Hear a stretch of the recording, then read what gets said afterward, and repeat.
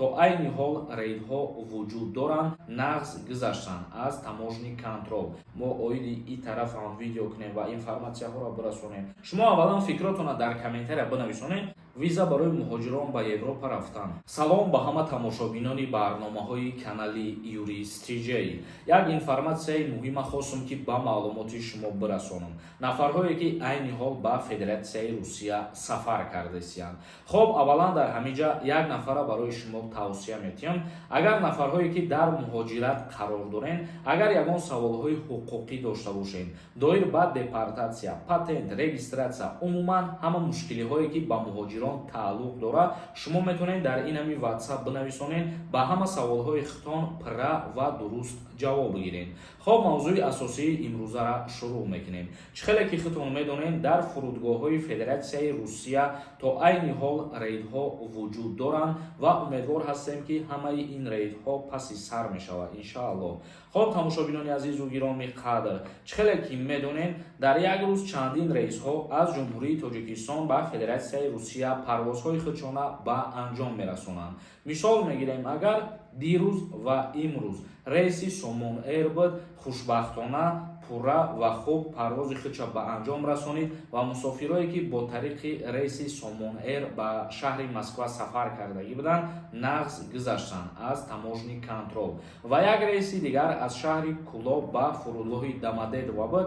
Чандин нафарҳое ки дар интернет видео кардан партофтанд, тақрибан 10 соат дар фурудгоҳ манъшон карданд. Ба чӣ хотир ҳозир мо ба шумо мефаҳмонем. Хитон медонед ки ҳозир назар ба вақтҳои пештара дар фурудгоҳ бисёртар пурсупос мекунанд. Яке аз саволҳое ки мисол бояд шумо ҷавоб дода битонед ва бояд шумо бидонед ки ҷо меред. Яъне ки ҳар як шаҳрванди хориҷие ки вориди Федератсияи Русия мешавад, аз ӯ пурсон мешаванд ки ба чӣ мақсад вориди Россия шудӣ, яъне дар куҷо кору фаъолият мекунӣ ва дар куҷо ту зиндагонӣ мекунӣ. Ва як роҳ ва як минуси дигар барои депортатсия кардан, ҳозир ҳамира причина кардагиянд ки нафарҳое ки пештар штраф доштанд, бо тариқи 500 рубл, 1000 рубл ё 5000 рубл вақти штраф доштанд, ҳамира пардохт накарда аз Россия берун биромаданд, ҳозир ки айсари нав ворид шудастанд, ана ҳамин нафарҳоро бигем обратно депортатсия кардастанд,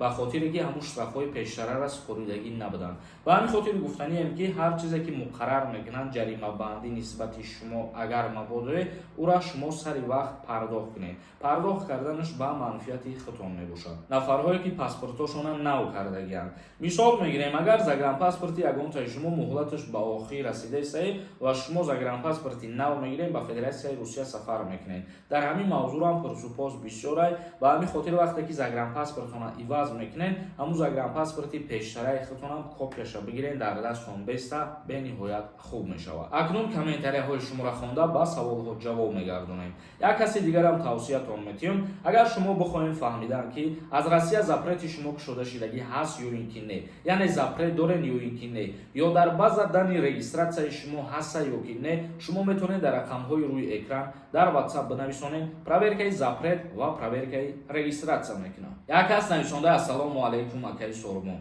ман 26 пур карда 27 гузаштам, мара ба хизмат мебарам. Агар ки уже 27 сола шида бошӣ, аз даъват ба хизмат озод ҳастӣ. Ҳумайнӣ нависондай: салом бародар, оиди ҳуқуқҳои муҳоҷирон дар Европа гуфтӣ видео мекунам, чӣ шид?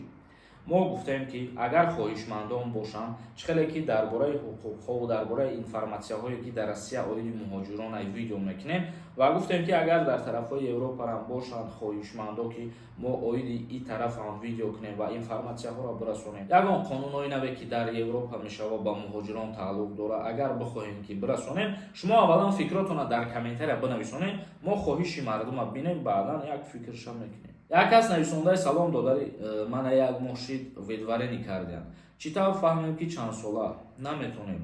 Баъд видваренира кушода мешава ё ин ки не? Не, кушода намешавад. Шуморо ҳамун суде ки ҳалнома бировардагӣ, аз ҳамунҷа метавонед ки муҳлатша бифаҳмед. Як кас нависондаи: ассалому алайкум акаи Сорбон, беҳтараш дар бораи муҳоҷирон гап занед. Виза барои муҳоҷирон ба Европа рафтан бекор мешавад, илтимос ҷавоб диҳед. мо гуфтем ки дар ин мавзӯъҳо мардум ки хоҳишмандо ки зиёд шид, баъдан мо дар бораи Европа рафтанам, дар бораи қонунҳои Европарам дигар чизорам видеокунира сар мекунем. Яъне ҳозирашда мо аз пеши худмон ҳеҷ чиз гуфта наметонем, ба хотире ки мардум ҳозир дар бораи қонунҳои нави Россия, дар бораи ҳуқуқҳои муҳоҷирон, дар бораи қонунҳое ки ба муҳоҷирони Россия тааллуқ дорад, ба ҳамин хотир тамошо мекунанд ва ба ҳамин информатсияҳо медроянд канали мо. Ин тарафдам ки хоҳишманд боша, бинависен, фикрша мекунем. Як кас нависонда чанд бор шид менависам, ҷавоб наметӣ. Бародар дар Тоҷикистон хизмати ҳарбира то 29 солагӣ кардиам ва баъди 27 май ҳақ дорам қапам. Дар ҷумҳурии Тоҷикистон тағйироту иловаҳо ворид нашидай дар мавзӯи боло бурдани сину сол барои даъваткунӣ ба хизмати ҳарбӣ. Яъне чӣ хеле ки пештар буд, аз сини 18 солагӣ то 27 солагӣ, ҳозирам ҳамон хел мондагиай. Хоб тамошобинони азизу гироми қадр, ба ҳамин видеои имрӯзара ҷамъбаст мекунем. То наворҳои дигар, худованд ҳамаи мо шуморо нигаҳбон бошад.